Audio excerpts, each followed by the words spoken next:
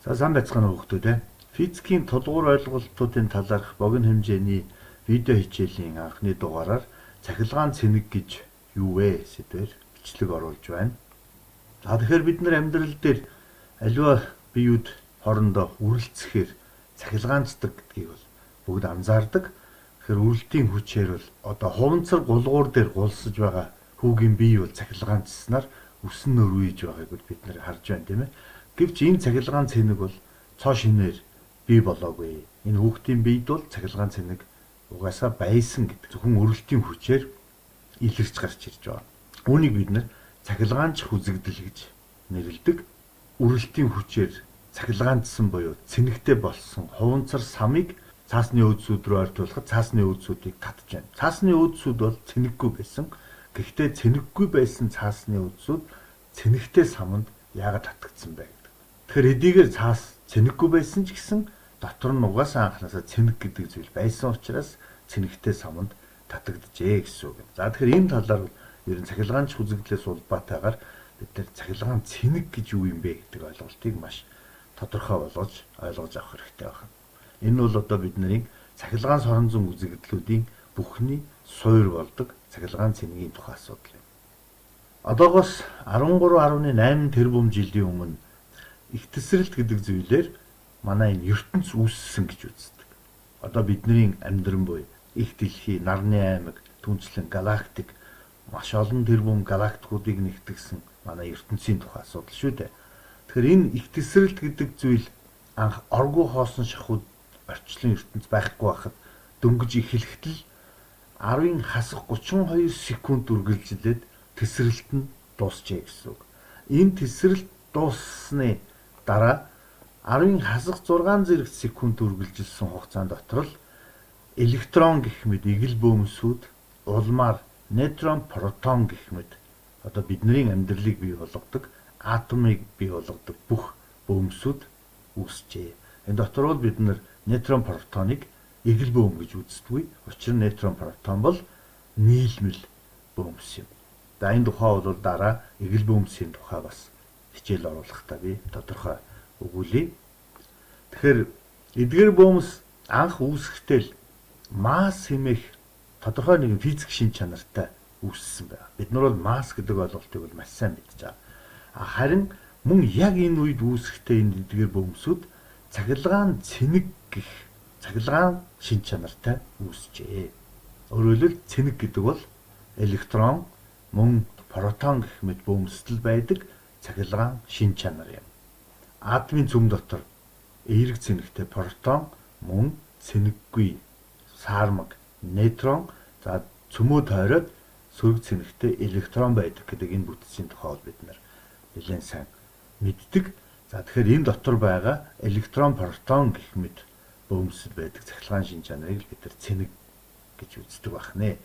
Яагаад электрон, протон гэх мэт гэж хэлсэн бэ гэхээр мөн бидний одоо бодит амьдрал дээр хэрэгэлдэг электрон төхөөрөмжүүд, цахилгаан эрчим хүчний систем гэх мэт эдгээр зүйлсэд зөвхөн электрон, протоны цахилгаан цэнэг л нөлөө үзүүлдэг байна. Тийм учраас зөвхөн энд электрон, протон гэдэг хоёр бөөмийн тухай ярихад хангалттай юм аа. Нэг ширхэг электроны цэнэг ойролцоогоор хасах 1.6 үржих нарын хасах 19 зэрэгт кулон ийм нэгжтэй гэдэг. Бид нар цэнэгийг кулон нэгжээр хэмждэг. Францын физикч Шарль Аугустин Кулон гэдэг хүний нэрээр нэрлэгдсэн ийм нэгж байгаа. За мөн нэг ширхэг протоны цэнэг бол нэмэх 1.6 үржих нарын хасах 19 зэрэгт кулон хэмжээтэй байдаг. 1.6 үржих нарын хасах 19 зэрэгт гэдэг тоо бол бид нар нэлээд ойролцоогоор тооцоолж байгаа тооцоол юм. Орчин үед бол энэ игэл цэнэгийн хэмжээ хэмээх энэ тоог бол маш нарийн тогтоосон байдаг. Жишээлбэл одоо бид нар дэлгэцэн дээр таслаас хойш 9 орноор наривчилсан игэл цэнэгийн хэмжээг харж байна. Яагаад игэл гэсэн бэ гэхээр энэ цэнэгээс бага цэнэгтэй зүйлтэй бид нар хязгаарч таардахгүй. Тэгэхээр аливаа зүйл цэнэгтэй байна гэдэг нь бол электрон, протон гэх энэ хоёр бөөмтэй холбоотой асуудлын тухай ярих гэж байна гэсэн үг.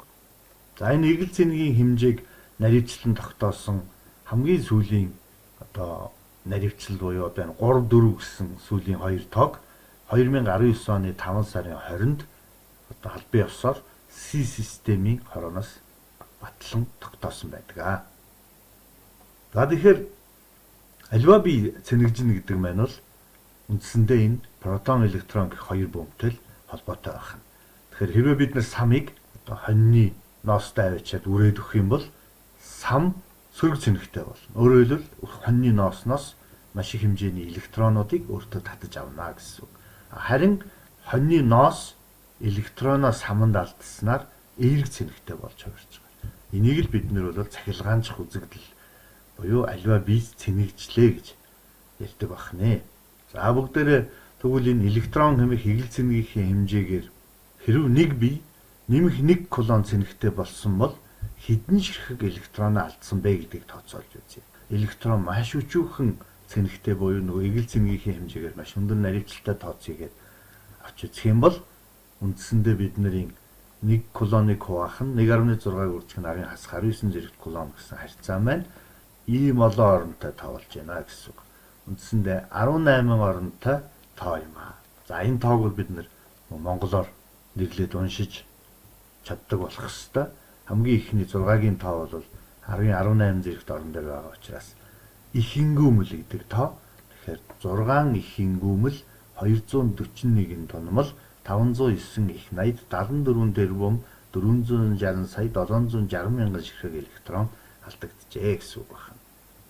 Үндсэндээ бол бие цэнэгжнэ гэдэг маань бол тэр бие дотор байгаа электрон протонтой хэдийгээр холбоотой боловч протон гэдэг нэмэх цэнэгтэй бөмбөг маань атомын цөм дотор байгаа учраас цөмөөсөө гарч явж одоо дэл сул чөлөөтэй явах ямар ч боломж байхгүй. Тийм болохоор протон бол зөвхөн өөрийнхөө байсан байран дээр цөм дотор байдаг.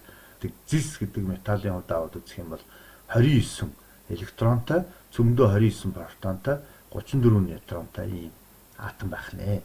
За тэгэхээр цэнэг цахилгаан гүйдлэлийг дамжуулж байна гэвэл протон нь хөдлөхгүй. Өөрөөр хэлэх юм бол хатуу биеийн цөм нь хөдлөхгүй учраас протон нь хөдлөхгүй зөвхөн электрон хөдлөх боломжтой болно гэсэн үг. За тэгэхээр жишээлбэл металл зисээс бүтсэн одоо биет цэнэгжлээ гэвэл зөвхөн энэ атомыг тойрон эргэлдэж байгаа электронтой холбоотой болох нь байна. Тэгэхээр хэдэн электроноо алдаж хэдэн электроноо авсан бэ гэдгээр үндсэндээ цэнэгийг тооцоолох боломжтой болдог. Химийн үейлэх систем дотор байгаа энэ 63.546 гэж бичсэн энэ атомын массыг нэгж гэж нэрлэдэг. Тэгээд энэ атомын массыг нэгж маань бол Авогадро гэдэг хүний гаргаж ирсэн тоо байгаа. Авогадрогийн тоотой тэнцүү хэмжээний бөөм. Одоо бид нар бол зэсийн атомыг нь бол нэг бөөм гэж үзэж болно. Бөөгнөрсөн нэг юм эд хийс байгаа учраас. Тэгэхээр зэс 1 моль хэмжээтэй байх юм бол түүн дотор зэсийн одоо хичнээн ширхэг атом байж болохгүй бол 6 бүхэл 1022-ыг үржих нь 10-23 зэрэгт одоо энэ Авогадрогийн тоо гэсэн ийм хэмжээтэй атомууд 1 моль зэс дотор оршино гэсэн үг байна. За ингэвэл 1 моль зэсийн жин 1 моль тутамд 6355 грамм байна гэдгийг энэ үейлэх систем дотор байгаа тоо маань харуулдаг байна. За тэгвэл нэг юм жишээ бодлого байж гэж бодъё. 1 кг зэс нийт электроныхоо 0.1%-ийг алдсан бол хэдэн кулон цэнэгтэй болох вэ? За тэгвэл бүгдээрээ энийг бодохын тулд 1 кг зэс хичнээн электрон байх вэ гэдгийг олох бодлого боллоо гэсэн үг. Тэгэхээр 1 кг зэс бол хэдэн моль хэмжээтэй юм бэ гэдгийг нь олох юм бол 1 моль тутамд хичнээн атом байгаа вэ гэдгийг бол Авогадрогийн тоо хэлж өгнө.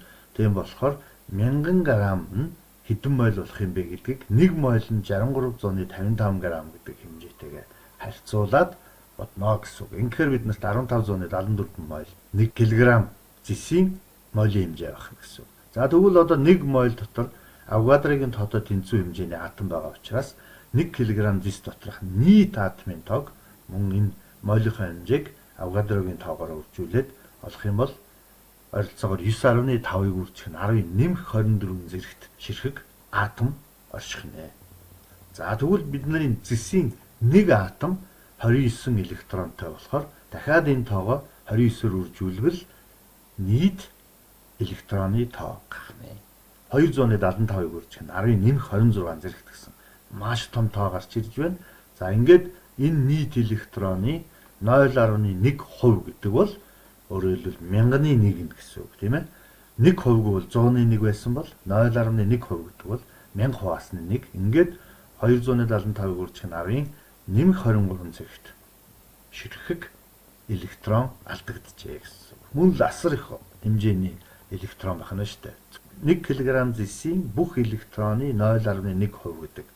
За одоо бид нарт электроны цэник мэдэгдэж байгаа болохоор одоо энэ электроныхоо тоог цэнэгээр нь үржүүлээд сөрөг цэнэгтээ электрон алдсан учраас зэс эерэг цэнэгтэй болж үлднэ гэдэг утгаар нь цэнэгийг бодоод үзэх юм бол үндсэндээ нэмэх 44.2 килокулон цэнэгтэй болж байна гэдгийг тооцооноос. За бид нар ингэж дотроо электрон агуулж байгаа материалын цэнэгийг тооцоолж бодохоос гадна зайхур агуурыг жишээлбэл цэнэглэнэ гэж ярьдаг. Тэгэхээр энэ ямар цэнэгийн тухай яриад байгаа юм бэ гэдгийг бас тооцоолж чаддаг болох ёстой. За биднэрт ямар нэгэн төхөөрөмжөнд хэрэгэлдэг зайхур агуурыг харуулсан байна. За энэ дээр бол тодорхой хүчтэй, тодорхой гүйдэлтэй гэх мэт мэдээлэлүүд байхаас гадна 14,000 мА цаг гэсэн физик хэмжигдэхүүний хэмжээ байна. Тэгэхээр мА гэдэг бол гүйдэл, H үсгээр тэмдэглэсэн бол цагийг илэрхийлдэг. Тэгэхээр мА-ыг үржих нь цаг гэсэн ийм хэмжигдэхүүн байгаа юм байна гэсэн. За тэгэхээр бид нар бол гүйдэл гэж юу вэ гэхээр бол бүгдээрээ тодорхой мэддэг. Гүйдэл гэдэг бол нэг ч хугацаанд орсон өнгөрсөн цэнэгийн хэмжээ гэдэг энэ томьёог бол гаргаж ирдэг. Энд бол цэнэг хугацааны харьцаагаар гүйдэл тодорхойлогдож байгаа. Тэгвэл энэндээс бид нар цэнэгийг нь илэрхийлээд бичих юм бол цэнэг маань гүйдлийг үржих нь хугацаа болж бичигдэх нь ойлгомжтой. Тэгэхээр гүйдэл гэдэг бол ампер гэсэн нэгжтэй, хугацаа бол секунд гэсэн нэгжтэй. Тэгэхээр цэнэгийн нэгжийг бид нөгөө талаас нь кулон гэж тэмдэглэхээс гадна амперыг үржих нь секунд гэж бичиж болох нэ. За тэгвэл энд ампер хугацаа гэсэн үржүүр орж ирж байгааг та бүхэн харж байгаа бах. Тэгэхээр миллиампер цаг гэдэг бол үндсэндээ ампер секунд гэдэгтэйг адилхан гүйдэл хугацаагаар илэрхийлсэн цэнэгийн хэмжээ байх нь шүү дээ. Тэгэхээр 14,000 мА цаг гэдэг бол 14 ампер цаг гэсэн үг. Өөрөөр хэлбэл энд байгаа 1000-ыг энд милли гэдэг арын хасах 3 зэрэгт хэмжигдэхүүнтэй үржүүлчихээр хураагдаад 14 ампер цаг болно. За цагаа 3600 секунд гэж тооцох юм бол 14 амперыг үржих нь 3600 секунд буюу 50400 кулон цэнэг энэ зайхур агуур дотор агуулгадж байгаа юм байна гэсэн. За тэгэхээр эндээсээ бид нэр одоо цэнэгийнх нь хэмжээгээр нь энэ батарейг хэдэн цаг хэрхэн цэнэглэх вэ гэдгийг тооцоолж болно. Жишээлбэл 14 ампер гүйдлэр энэ байна. 1 цаг цэнэглэх батарей юм байна. Хэрвээ надад 7 амперийн үүсгүүр байвал би 2 цаг цэнэглэнэ. 1.4 ампер гүйдлийн үүсгүүрээр 10 цагийн турш цэнэглэнэ гэсэн ийм хэмжээг болж тооцоологддог байна. За эндээс бол бид нар үндсэндээ цэнэг гэж юу вэ гэдэг ойлголтыг тодорхой хэмжээгээр авсан байхаа гэж найдаж байна. За ингээд бүгд дараагийн богино хэмжээний видео хичээлээр уулзтлаа баяр таа.